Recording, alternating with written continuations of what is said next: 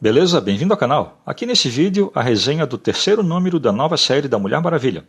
As resenhas para os vídeos com os dois primeiros números estão aí na descrição. O arco do roteirista Tom King com a Mulher Maravilha vem piorando a cada edição, e nesse número 3, de alguma maneira, consegue trazer uma estranha mistura de bobagem e de confusão. Também é algo ultrajante e ofensivo, no sentido de expor doenças mentais de soldados que foram para a guerra e que acabam eliminando a própria vida ao voltarem. Para completar a desgraça, a Mulher Maravilha está muito descaracterizada. Ela parece muito inocente e despreparada, e o vilão, o Soberano, a paródia mal intencionada do Donald Trump, leva um soldado a eliminar a si próprio. O Soberano usa o laço das mentiras para fazer isso, e a motivação é misoginia. Isso mesmo. Pelo fato da Mulher Maravilha ter derrotado os soldados na edição número 2, e esse soldado era um deles, o Soberano o convence a se eliminar, porque, nas palavras do próprio roteiro, ele se sentia menos homem por ter sido derrotado por uma mulher. Essa manipulação, além de grosseira, é ultrajante, e toda essa história é mal intencionada a cada quadrinho. No final da história, temos também uma gravidez aleatória. Não sabemos qual personagem está grávida. Até a arte de Daniel Samperi, que foi muito boa nas duas outras edições, não parece tão boa por aqui, e às vezes parece desproporcional. Tudo aqui é distorcido e carregado de segundas intenções maliciosas. Tudo nessa série da Mulher Maravilha é desconfortável, mas essa edição vai além disso e chega a ser desrespeitosa, já que não traz nenhum valor na sua narração. Pessoal, antes de continuar, se já é inscrito aqui no canal, agradeço mais essa visita. Mas, se ainda não é, fique à vontade para conhecer o canal e, já que esse conteúdo é do seu interesse, inscreva-se agora.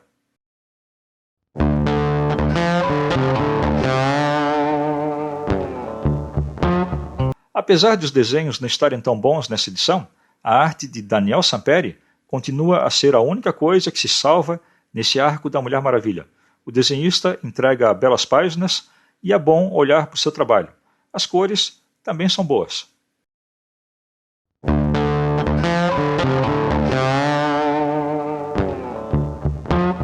Quanto mais esse arco progride, menos sentido ele faz.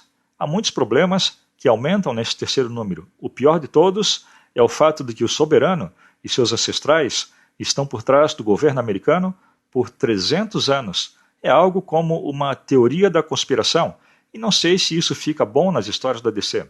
Há muitos aspectos no universo da DC que poderiam ser explorados. O roteirista usa o vilão, o Soberano, como um bode expiatório que simboliza os preconceitos. A mentalidade aqui é tentar criticar os problemas do mundo real, mas de uma maneira distorcida. E se o vilão aparecesse do nada, teria sido melhor. Mas ele aparece com 300 anos de legado e fica difícil de entender como isso tudo se encaixa no universo DC que conhecemos. Ficaria melhor num universo paralelo, ou uma história em um futuro distópico, que fosse independente do universo DC. A história apresenta questionamentos. O que está acontecendo com a sociedade? Como chegamos a esse ponto? Quem está por trás disso? Isso tudo pode ser questionado numa história de ficção, mas o método que Tom King apresenta essas questões aqui afeta os valores e as crenças de uma sociedade minimamente equilibrada. Isso tira todo o interesse que poderia existir na história. Já sabemos as respostas que a história apresenta logo de início, e mesmo assim, Tom King continua a se concentrar no ponto de vista do Soberano. Às vezes é difícil de entender a narrativa do Soberano, porque é tudo sobre o ponto de vista dele e tudo se concentra em sua filosofia, em vez de qualquer coisa que movesse a história para frente. Nesse terceiro número da Mulher Maravilha, Tom King tenta mais uma vez manter a metáfora da imigração, usando as Amazonas no lugar dos imigrantes. Mas tudo fica mal desenvolvido. É muito simples de dizer que as Amazonas têm uma quantidade determinada no universo DC. Mas, quando as Amazonas resolveram abandonar uma ilha habitada apenas por mulheres e imigrarem para os Estados Unidos, um país tão misógino, segundo o roteiro da história? E por que as Amazonas são, estatisticamente, um grupo de imigrantes tão importante na América? São perguntas que ficam sem resposta. Nesse número fica aparente que Tom King escreveu A Mulher Maravilha como se ela morasse há pouco tempo nos Estados Unidos. Seus diálogos não parecem naturais e ela não parece ter o respeito de todas as pessoas que ela encontra. É algo, no mínimo, errático. Além disso, o foco é em Diana como uma lutadora.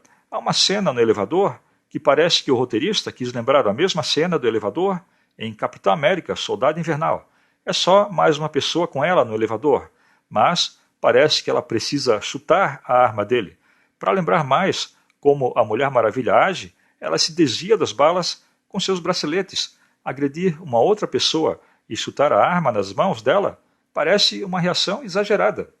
Tom King disse em uma entrevista que ele vê Diana como uma rebelde. Isso mostra muito sobre essa história.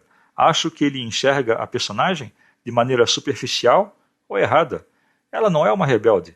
Ela pode ser cabeça dura e teimosa, mas ela não se rebela contra as pessoas. Ela é uma embaixadora do seu povo. Ela parece ser uma rebelde porque vem de uma cultura diferente, já que ela não é americana. Seu principal traço como personagem é que ela é uma embaixadora cultural. E isso faz com que a história seja um confronto de culturas, a da Mulher Maravilha e a do Soberano.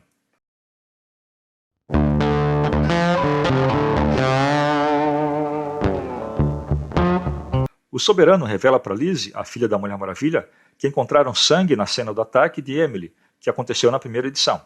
E isso mostrou que essa pessoa estava grávida. Isso indica que Emily estava grávida quando atacou e matou os homens no bar. Como o Soberano fez comentários em Mulher Maravilha número 3 sobre os pais de Lizzie, podemos levantar algumas possibilidades. A primeira é que Emily é a mãe de Lizzie. A segunda é que Diana também estava no bar e estava grávida acompanhada de Lizzie. E a terceira é que Diana pode ser a verdadeira assassina. A terceira possibilidade é a mais improvável, mas, como Tom King gosta de descaracterizar os personagens, nunca se sabe. O mais provável é que Emily seja a mãe da Lizzie. Isso sugere que não saberemos tão cedo quem é o pai e o porquê de ela ter atacado os homens no bar. A melhor possibilidade por aqui, levando em consideração a maldade, a malícia e a misandria do roteirista e dos wokes de uma maneira geral, é que Lizzie é filha de algo que não posso dizer aqui, devido às diretrizes da plataforma, e assim eu teria problemas. Mas a palavra é algo parecida com estuflo. Acho que deu para entender. Se isso se confirmar, a narrativa se torna cada vez mais iludida e maliciosa, e tenho receio de que a Lizzie seja a filha adotiva da Mulher Maravilha, e a Lizzie é o resultado de um estuflo. Toda essa maldade e essa malícia numa simples história de super-herói, que deveria divertir e exaltar virtudes e valores. Os wokes são mesmo rancorosos e infelizes, e querem que todos sejam infelizes como eles. E isso pode levar a mais aspectos maliciosos da agenda extremista woke, uma outra palavra que eu não posso dizer aqui também. Algo parecido com encerrar a gravidez de maneira intencional. Acho que deu para entender. Se essas minhas teorias se confirmarem, e esses são os motivos da concepção e da criação de Lizzie, eu diria que o roteirista foi longe demais, até mesmo para sua agenda radical e extremista. Usar uma personagem clássica para expressar pontos de vista mal intencionados como esses chega a ser doentio e, acima de tudo, muito desconectado com as histórias da Mulher Maravilha e do universo DC como um todo. Uma história com esse conteúdo poderia ser feita, mas com uma personagem independente e fora do universo DC. Isso transforma o título da Mulher Maravilha numa declaração política radical e extremista.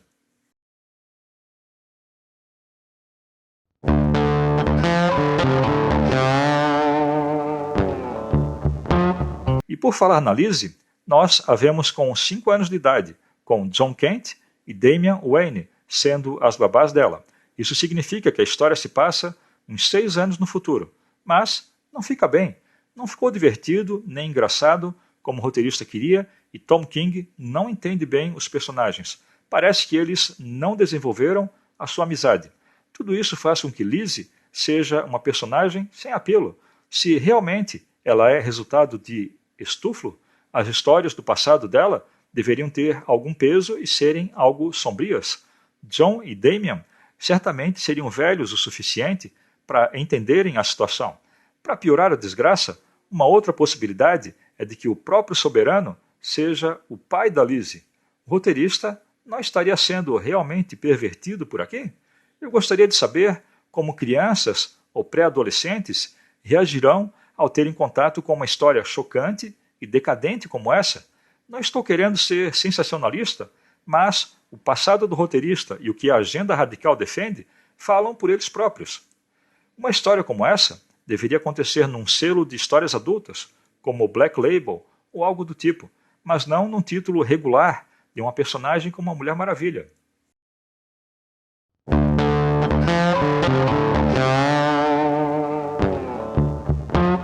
Tom King continua destruindo os personagens da DC, um de cada vez. Está claro que ele quer demonstrar os terríveis e sombrios aspectos da natureza humana, no lugar do otimismo e da esperança que os super-heróis foram criados para transmitir. Não acho que Tom King, ou qualquer woke extremista, goste de heróis ou acredite em heróis, ou mesmo que o heroísmo de qualquer um possa vir separado da sua condição ou de pertencer a algum grupo demográfico. Os humanos não são perfeitos, mas, na visão radical woke, o foco constante em suas falhas e fraquezas é exagerado e destacado, enquanto que as coisas boas são diminuídas. É exatamente o oposto do que uma história de super-herói deve ser. Tom King usa os quadrinhos de heróis como uma terapia e é movido pelo desejo de tirar o peso da culpa dos seus ombros. O mundo dos super-heróis é algo sombrio, terrível e decadente, na visão de roteiristas radicais como Tom King. Eu vou deixar uma nota 3 para esse terceiro número da Mulher Maravilha. Se essas minhas teorias sobre a filha da Mulher Maravilha se confirmarem, eu digo que, sem dúvida, eles passaram de todos os limites. Então era isso, esse foi o vídeo. Eu não venho gostando nada do que eles vêm fazendo com a Mulher Maravilha. Valeu e até o próximo vídeo.